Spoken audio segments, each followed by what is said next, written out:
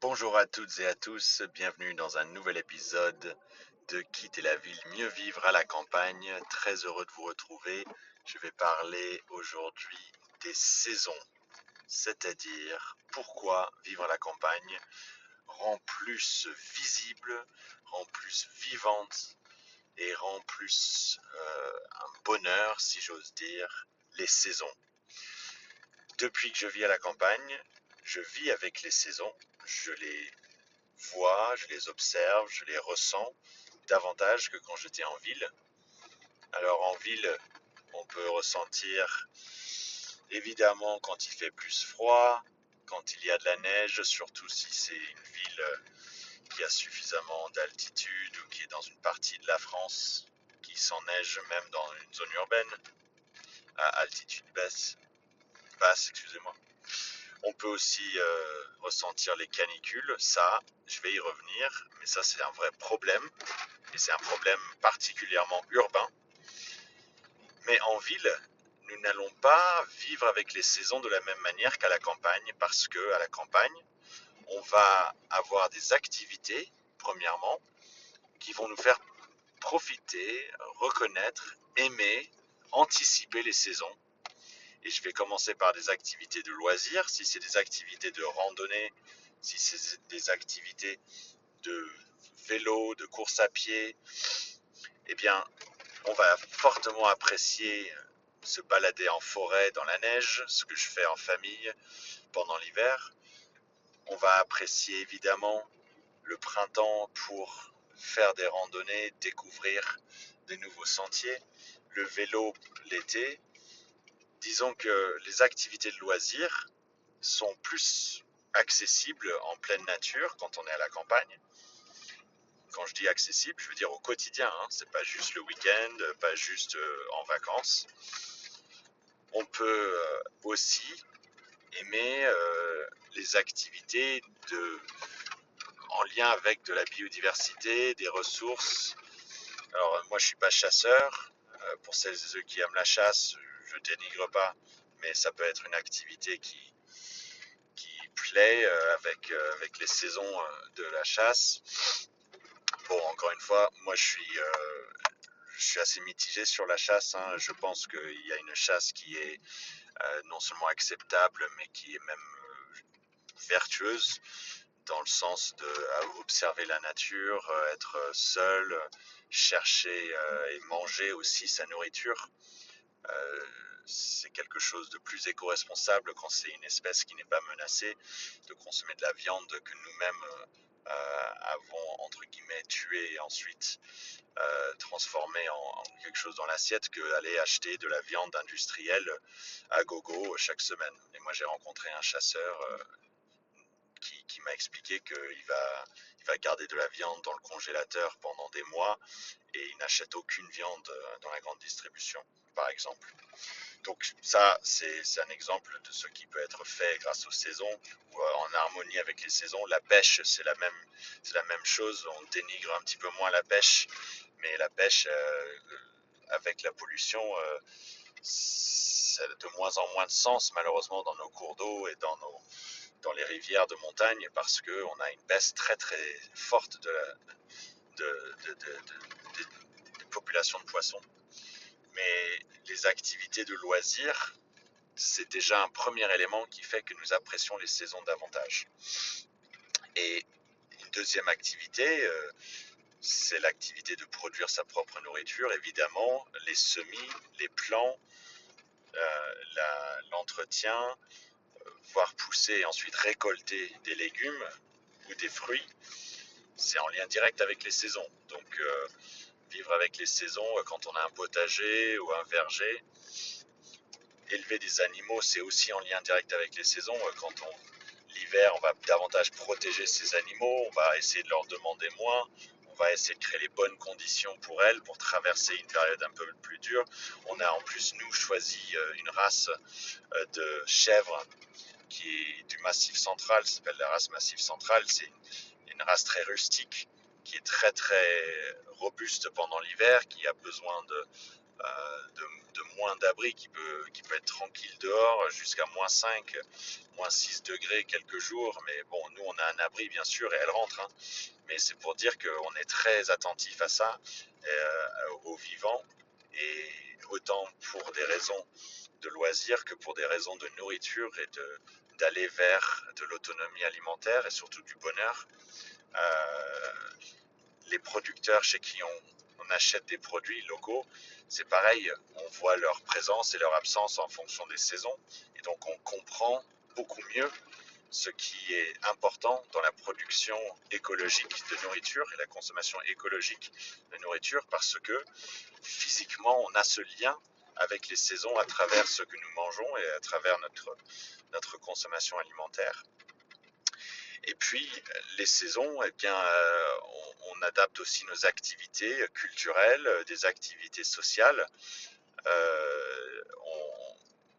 On est un peu plus en lien avec les jours ou les nuits qui durent plus ou moins longtemps, et on adapte un peu nos activités parce que quand on fait des activités culturelles, ça peut être un petit déplacement de 15-20 minutes.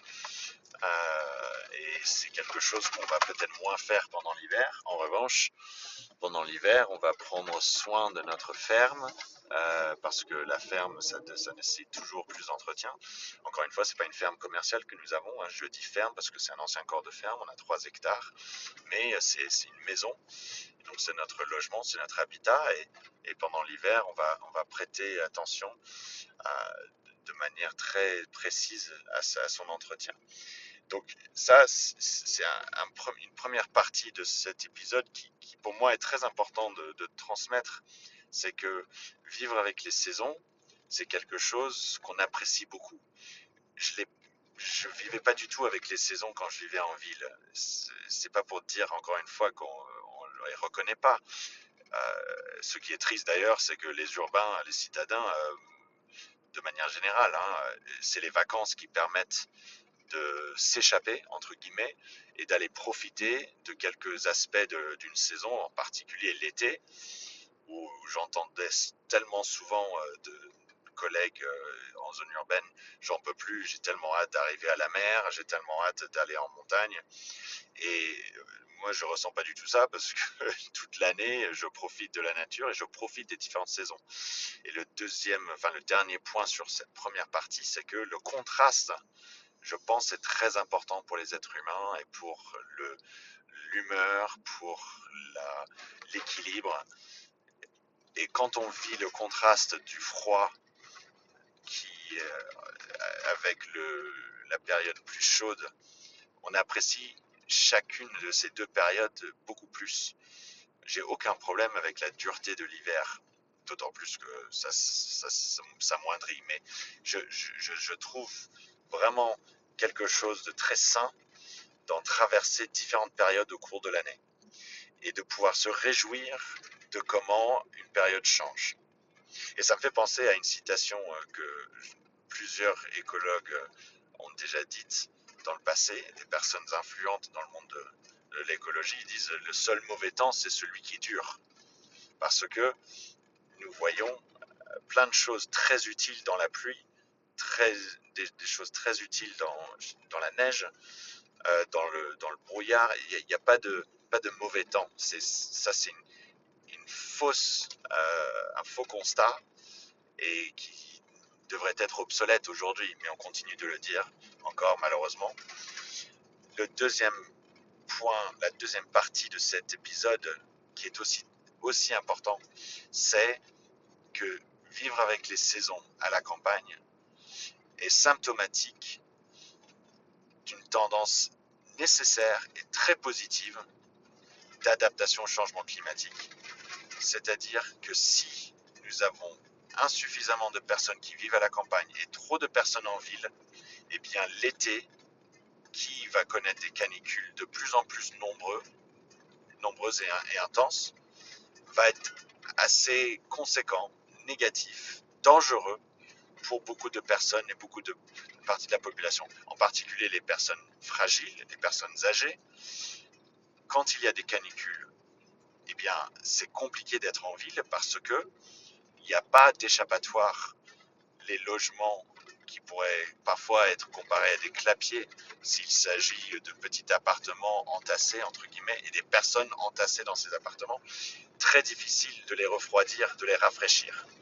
Les îlots de chaleur urbains sont un réel problème et l'échelle de changement et de mesures d'adaptation à mettre en place dans les quartiers urbains, l'échelle de la solution, elle est immense. On parle de milliers et de milliers et de milliers d'îlots de chaleur en France, et c'est pas grâce à quelques investissements, quelques subventions que ça va changer. On parle de quelque chose de drastique. On a vraiment construit des villes sans imaginer, quand on parle d'il y a 30 ou 40 ans, sans imaginer qu'il y aurait un changement climatique accéléré qui se précipite.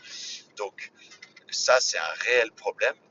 Qu'est-ce qui se passe à la campagne? En revanche, il y a de la pleine terre, il y a de la végétation beaucoup plus ample et diverse, il y a de l'espace, et ceci permet à des personnes, des populations de trouver un peu refuge dans des zones refroidies naturellement où la chaleur elle est absorbée. Le sol, la végétation, les arbres, non seulement les arbres en plus créent de l'ombre, mais ça absorbe les chaleurs, les hautes chaleurs.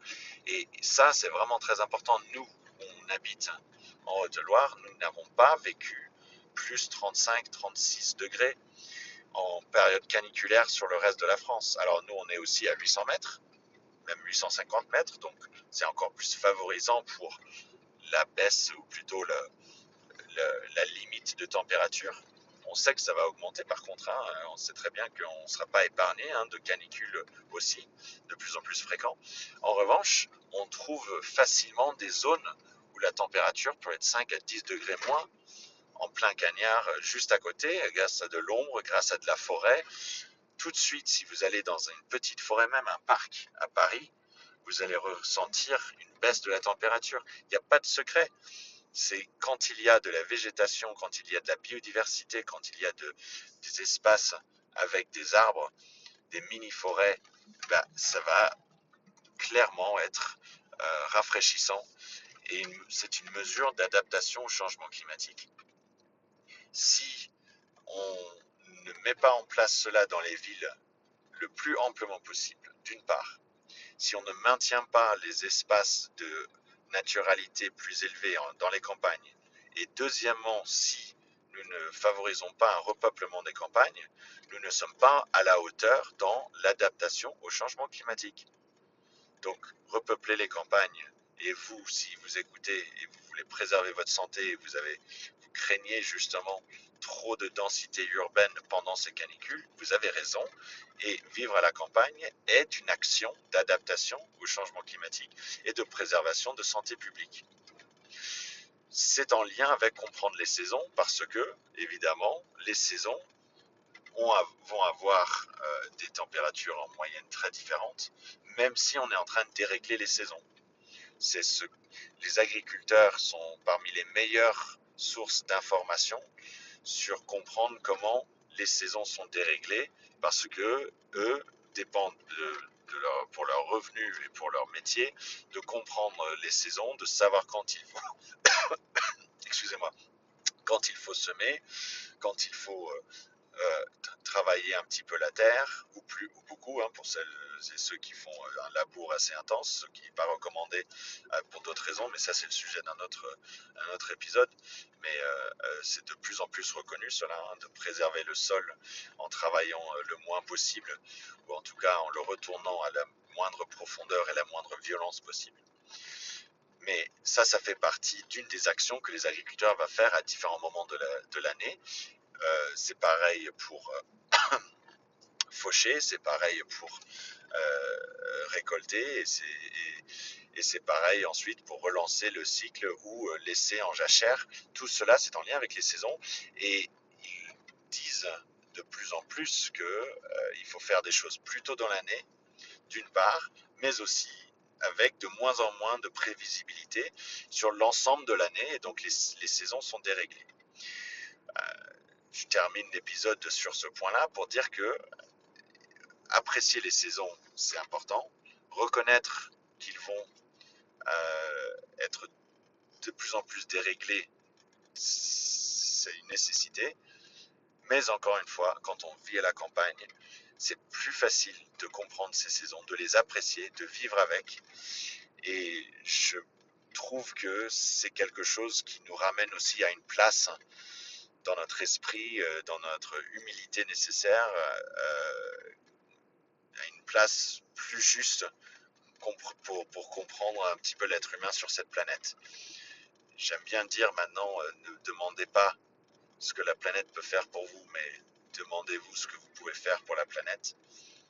Et je pense que les saisons, c'est un beau rappel de comment nous, on est très petits sur cette magnifique planète et que nous devrions apprécier chaque petite évolution que nous pouvons voir au quotidien ou à l'échelle d'une semaine ou d'un mois concernant comment la planète évolue dans une année. À très bientôt, chers amis, pour un nouvel épisode de Quitter la ville, mieux vivre à la campagne, et prenez soin de vous.